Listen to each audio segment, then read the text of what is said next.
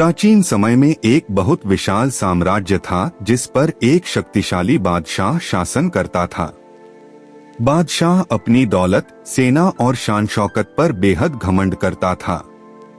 प्रजा उसे देखकर गर्व महसूस करती थी, दुश्मन उसके नाम से डरते थे और महल के सेवक उसके सामने सिर झुकाते थे। लेकिन बादशाह का दिल घमंड से भरा हुआ था।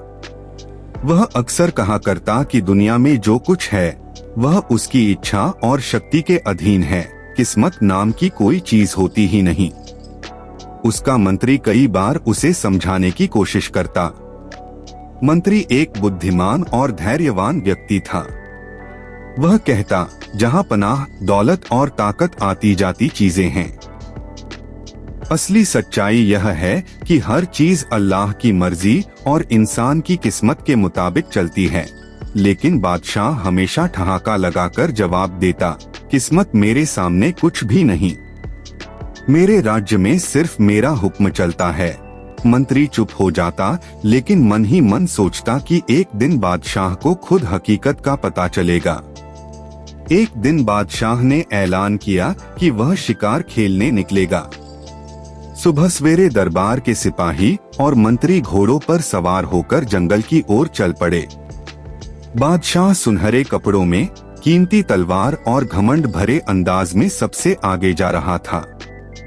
जंगल में पंछियों की चहचहाहट और जानवरों की चंचलता देखने लायक थी।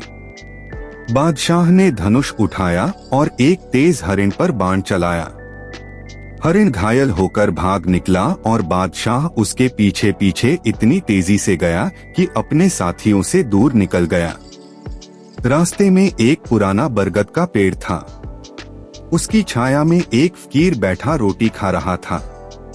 जब बादशाह वहां से गुजरा तो फकीर ने मुस्कुराकर कहा, जहां पनाह, बड़े घमंड में मत रहो, किस्मत का खेल सब पर भारी है। बादशाह का घमंड भड़क उठा। उसने घोड़े से उतरकर सिपाहियों को हुक्म दिया कि इस गुस्ताख को पकड़कर जेल में डाल दो। वह चिल्लाया, मेरे राज्य में किस्मत की बातें करने की हिम्मत कैसे हुई? मेरी दुनिया में सब कुछ मेरे हुक्म से चलता है। सिपाहियों ने फकीर को पकड़कर जेल में डाल दिया और बादशाह फिर से शिकार में मशगूल हो गया। शाम को महल में एक भव्य दावत का आयोजन हुआ। सुनहरी बर्तनों में तरह तरह के व्यंजन लाए गए। दरबारी, मंत्री और रईस लोग बादशाह के चारों ओर बैठे थे। बादशाह गर्व से अपने सिंहासन पर बैठा था।